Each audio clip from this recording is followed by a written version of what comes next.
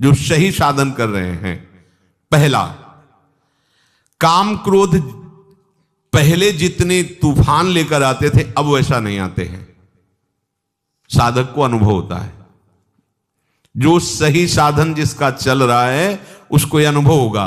काम क्रोधादि दोष पहले जितना तूफान लेकर के आते थे, जितनी जल्दी जल्दी आते थे, अब उतना नहीं आते हैं।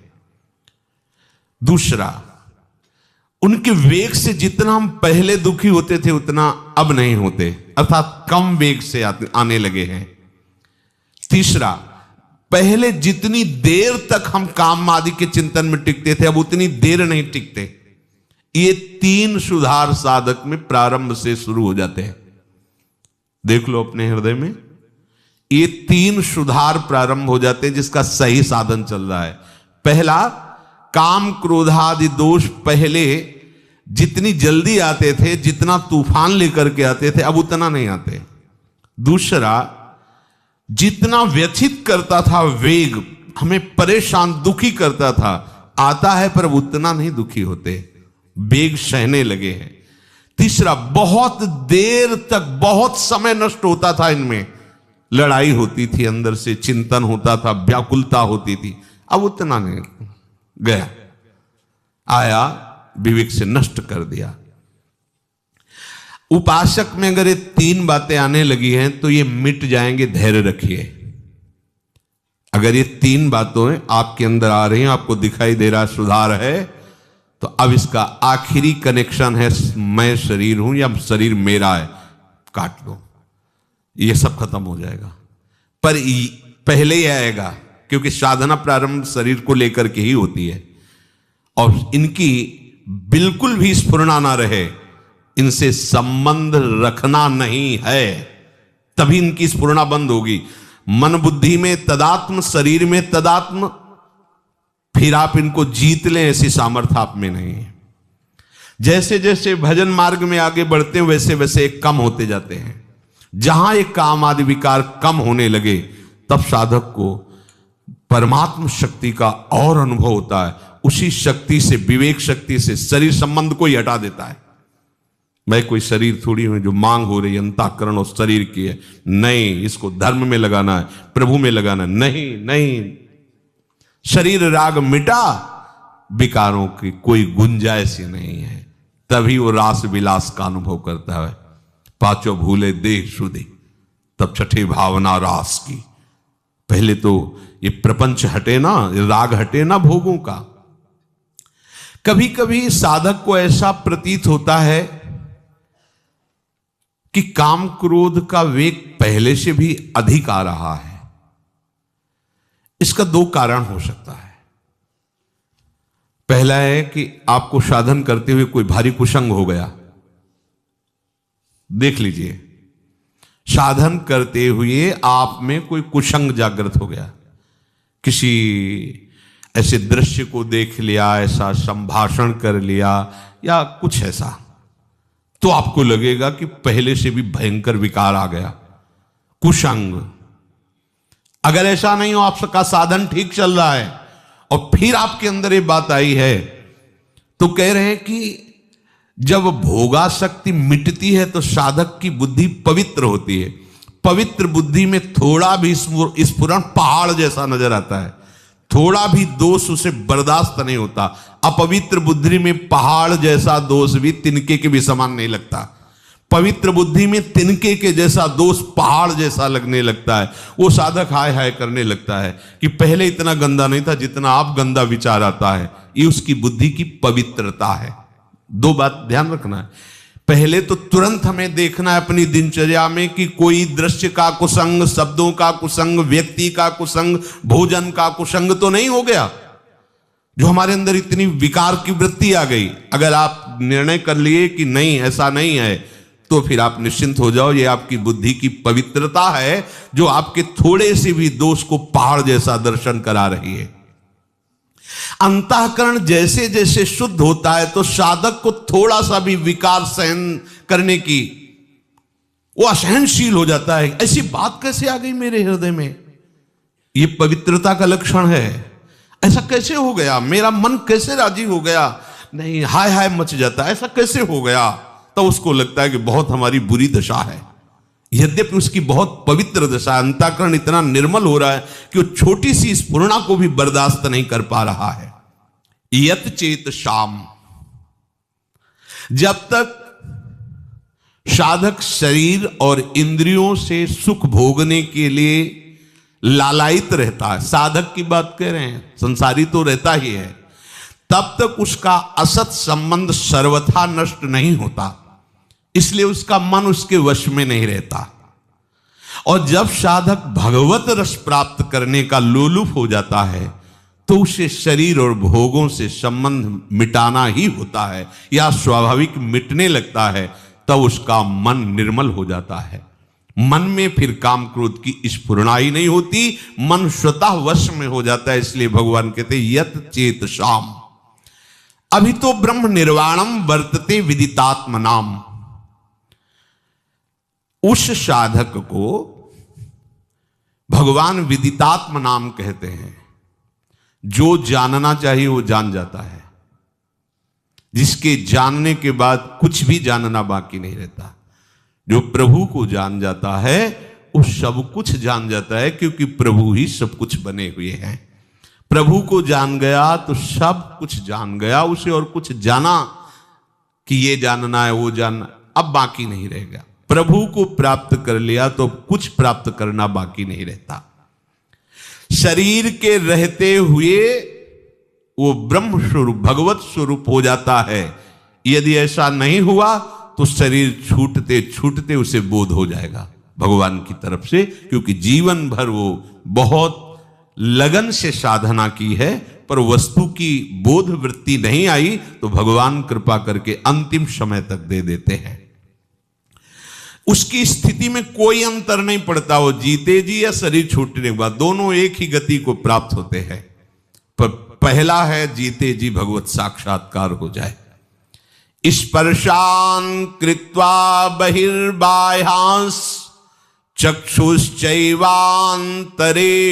भ्रुवो प्राणापानौ समौ कृत्वा नासाभ्यंतरचारिणौ यतेन्द्रिय मनो बुद्धिर मुनिर्मोक्षपरायणः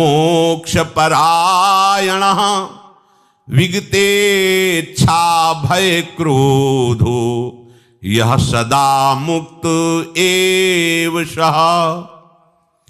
बाहर के किसी भी पदार्थ का जो अंदर चिंतन नहीं करता, ध्यान दीजिए बहुत बढ़िया बात है, हम अधिकतर बाहर के ही चिंतन में अपना समय नष्ट कर देते हैं। मंत्र चल रहा है पर चिंतन सब बाहरी हो रहा है, प्रकृति का, किसी वस्तु का, किसी व्यक्ति का, किसी स्थान का। आप देख लीजिए, हमें उपाय करना है बाहर के चिंतन को छोड़ करके अपने आराध्य देव के चिंतन में, बाहर के पदार्थों का, व्यक्तियों का, व्यवहार का चिंतन छोड़ करके। अब इस पे ध्यान दीजिए कि आप जब भगवत चिंतन कर रहे हैं उस समय आपका चिंतन क्या होता है। देखिए, कोई बाहरी व्यक्ति होगा, कोई वस्तु होगा, कोई स्थान होगा, अभी ठीक चिंतन नहीं है। बाहर का चिंतन बाहर छोड़कर अपने आराध्य देव की चिंतन, ये तभी हो सकता है जब हमारा कोई संबंध नहीं, कहीं भी हमारा किसी भी व्यक्ति से, अच्छा आप ऐसा, अच्छा अमुक वस्तु, वो हमारे चिंतन में आ गई। अब हमें भगवत प्राप्ति करनी है तो बाहर के व्यक्ति, वस्तु, स्थान का चिंतन बाहर ही छोड़कर अपने आराध्य देव का चिंतन करना है। उपासक को अब अपना सेवा धर्म है, इसलिए इसकी विशेष आवश्यकता नहीं, उठते बैठते चलते फिरते नासिकाग्र दृष्टि रखनी चाहिए। यह शास्त्रों का स्पष्ट आदेश है, बहुत सी जगह यह आदेश दिया गया है, संतों ने भी ऐसा आदेश किया है। साधक को ऐसे देखने का नहीं है, संभाषण भी ऐसे, चलना भी ऐसे, किसी के नेत्रों में नेत्र मिलाने का आदेश कहीं शास्त्र साधक को नहीं देता है। नासिकाग्र दृष्टि रखे, इतनी दूर बस। आंख खुली हुई है, जब यहां आप एकाग्रता करोगे तो यहां शुरू हो जाएगा मंत्र। यहां आपको महसूस होगा कि आज्ञा चक्र आपका खुल रहा है। नेत्रों की दृष्टि नासिकाग्र, तो भौहों के बीच चिंतन प्रारंभ हो जाता है। बहुत इससे बल मिलता है। आप आंख मूंद करके मंत्र का चिंतन न करें, आंख खोलिए और ऐसे रखिए, तो आप देखिए फिर आप अक्षर अक्षर आपको दिखाई देने लगेगा। पर ब्रह्मचारी है तो ही टीक सकता है, नहीं तो जब ऐसे करोगे तो फटने लगेगा सर। इसके लिए हमें पावर चाहिए, वो ब्रह्मचर्य ही आपको पावर। अरे ये सब भगवत मार्ग की जितनी वृत्तियां हैं, इनसे एक एक वृत्ति संभालनी होती भगवत प्राप्ति के लिए। अब गाड़ी को तभी आप मार्ग में दौड़ा सकते हैं जब बढ़िया उसको पेट्रोल और डीजल आदि जो भी उसको चाहिए है। अब विषय भोगों में रथ हो, कहा जाए नासिकाग्र लगाओ तो सो जाओगे, या तो सर दर्द करने लगेगा, नासिकाग्र दृष्टि नहीं रख सकते। मेरुदंड सीधी रखिए, कैसे रख सकोगे मेरुदंड, पावर ही नहीं रह गया शरीर में। सावधान रहिए, भगवत प्राप्ति के लिए शरीर है। नासिका में विचरने वाले प्राण और अपान वायु को सम कर ले, ये योग के द्वारा भी होता है और भजन के द्वारा भी होता है। जब कभी भाव आएगा, आवे तो अभी तो बेभाव हम चल रहे हैं, जो विषय आया हमें खरीद ले गया, बेभाव है, हमारा कोई मूल्य नहीं है। छोटी छोटी बातें हमें खरीद लेती, छोटे छोटे विषय हमें गिरा देते हैं, अभी भाव ही नहीं है। जब भाव आएगा तब आप देखना, केवल आराध्य देव रहेंगे और दूसरा उसको देख ले, उसकी श्वास, उसके शरीर की स्थिति। जब गाढ़ भाव आएगा तो सीधा ऐसे प्राण अपान अपने आप सम होने लगेंगे। भजन में बहुत बड़ा बल, उसे फुस फुस करने की जरूरत नहीं, प्राणों का सम करने के लिए। सम स्वरूप प्रभु हैं, जो ही उनका चिंतन होगा तो आपका सब कुछ ठीक हो जाएगा। एक भजन से ही कुंडलनी जागृत हो जाती है, भजन से ही प्राण अपान व्यान समान उदान पांचों प्राण पवित्र हो जाते हैं। भजन से ही सब जितनी सिद्धियां प्राप्त, जो चाहे वो सब भजन से प्राप्त हो सकता है। खूब नाम जप करे, खूब प्रभु के लीला गायन करे, इससे अपने आप सब सम आ जाएगा। विचार सम हो जाएंगे, बुद्धि सम हो जाएगी, प्राण सम हो जाएंगे, विषम संसार को जीत कर समता में स्थित हो जाओगे। भजन नहीं है ना, तो ये घंटा आध घंटा प्रयास करो, इसके बाद भोगों का चिंतन होगा और भोगों कुछ लाभ नहीं मिलने वाला। इसलिए कह रहे हैं जोग कुजोग ज्ञान अज्ञानु, जहां नहीं राम प्रेम प्रधानु। स्पर्शान कृत्वा बहिर्बाह्यान, अपने आराध्य देव के सिवा और कुछ चिंतन ना हो, ऐसा उपाय करो। बाहर के चिंतन को बाहर ही छोड़कर अपने लिए तो बहुत बढ़िया उपासना पद्धति मिल गई। कोई भी पदार्थ जो हमें बहुत प्रिय लग रहा है, देखा तत्काल श्री जी को, श्री जी के लिए तुरंत उसे प्रभु से जोड़ दो, बच गए। अगर आपके चिंतन में भी कोई वस्तु आ रही है और आपकी सेवा सामग्री नहीं है, आपका कोई संबंध नहीं, तुरंत उसमें भगवत भाव लाओ। इस वस्तु के पहले प्रभु थे, इस वस्तु के बाद भी प्रभु रहेंगे, तो बीच में प्रभु ही है। जय हो प्रभु, आपका भजन बन गया। अपने को ज्यादा ये झगड़ा नहीं करना है कि नहीं इस वस्तु का चिंतन ही नहीं होना चाहिए। अगर हो रहा है तो तत्काल उसको सहज भाव में लाओ। कोई भी वस्तु, कोई भी व्यक्ति इस स्वरूप में आने के पहले भगवत स्वरूप ही था, इस स्वरूप के मिटने के बाद भी भगवत स्वरूप रहेगा, तो बीच में वो भगवत स्वरूप ही है, हम देख नहीं पा रहे हैं। ऐसा जहां चिंतन किया तो उसका चिंतन भी भजन बन जाएगा, वो आपको भगवत विमुख नहीं करेगा। प्रभु के सिवा सब पदार्थों को बाह्य ही छोड़ दे, अर्थात अपने आराध्य देव के सिवा और कोई चिंतन ना हो। कैसी गाढ़ स्थिति गोपी जनों की है। विक्रेतु कामा खिल गोप